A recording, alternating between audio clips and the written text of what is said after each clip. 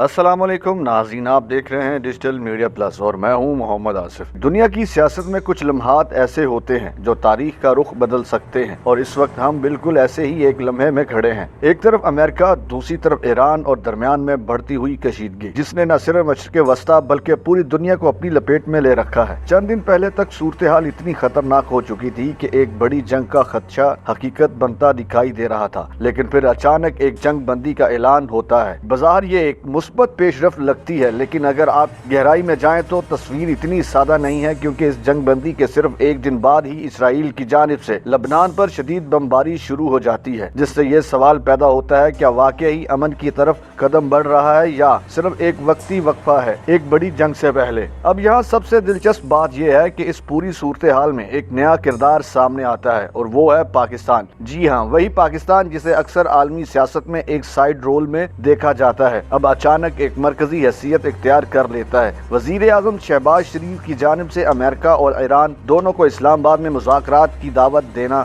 कोई आम सफारती कदम नहीं है, बल्कि ये एक बहुत बड़ी स्ट्रेटेजिक मूव है, क्योंकि दुनिया में बहुत कम ममालिक ऐसे हैं जो बैक वक्त अमेरिका और ईरान दोनों के साथ काबिल कबूल ताल्लुकात रखते हों, और पाकिस्तान इन चंद ममालिक में शामिल है। यही वजह है कि इस्लामाबाद अब एक ऐसे प्लेटफॉर्म में तब्दील हो रहा है जहां एक मुमकिना आलमी बहरान का हल निकाला जा सकता है। लेकिन असल मसला यहाँ ट्रस्ट का है, यानी एतमाद का फुकदान। अमेरिका और ईरान के दरमियान पिछले एक साल में 2 बार मुज़ाकरात हो चुके हैं और दोनों बार नतीजा निकलने से पहले ही जंग छिड़ गई। इसका मतलब ये है कि दोनों फरीक एक दूसरे पर मुकम्मल एतमाद नहीं करते, और यही वो पॉइंट है जहाँ पे मुज़ाकरात सबसे ज्यादा नाजुक बन जाते हैं, क्योंकि डिप्लोमेसी सिर्फ अल्फाज का खेल नहीं होता, बल्कि इसमें पर्सनैलिटीज यानी अफराद का इंतखाब भी बहुत अहम होता है। यही वजह है कि इस बार अमेरिका और ईरान दोनों ने ऐसे लोगों को आगे किया है जो इस वक्त की सूरत हाल में ज्यादा एक्सेप्टेबल समझे जा रहे हैं। अमेरिका की तरफ से नायब सदर DJ वैंस को सामने लाया गया।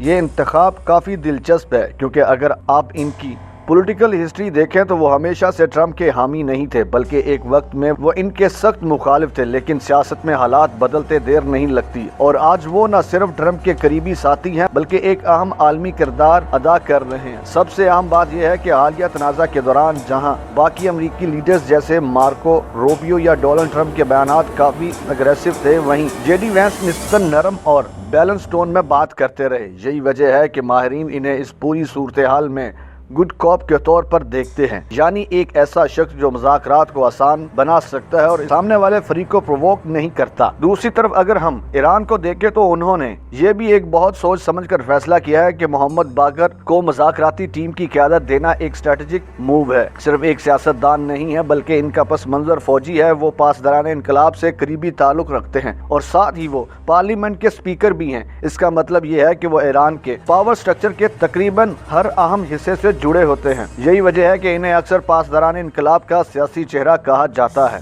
ये कॉम्बिनेशन बहुत आम है, क्योंकि एक तरफ वो सख्त मौक़िफ़ रखने वाले हलकों के मुतमईन कर सकते हैं और दूसरी तरफ वो आलमी सतह पर एक निगोशिएटर के तौर पर भी काबिल कबूल है। अगर हम इस पूरी सूरत हाल को एक बड़े पर्सपेक्टिव में देखें तो ये सिर्फ अमेरिका और ईरान के दरमियान एक कॉन्फ्लिक्ट नहीं, बल्कि एक बड़ी जियोपॉलिटिकल गेम का हिस्सा है। इसमें इसराइल, मशरिक़ वस्ता के दीगर ममालिक और ख़ास तौर पर आबनाए हर्म जैसे अहम रास्ते शामिल है। आबनाए हर्म दुनिया के तेल की सप्लाई का एक अहम रास्ता है। अगर यहाँ कोई भी अनस्टेबिलिटी पैदा होती है तो इसके असरात पूरी दुनिया की मईशत पर पड़ सकते हैं। इसलिए ये मुज़ाकरात सिर्फ 2 ममालिक के दरमियान बातचीत नहीं, बल्कि एक ग्लोबल स्टेबिलिटी का मुअम्मा बन चुके हैं। लेकिन इस सब के बावजूद खतरात अभी भी मौजूद हैं।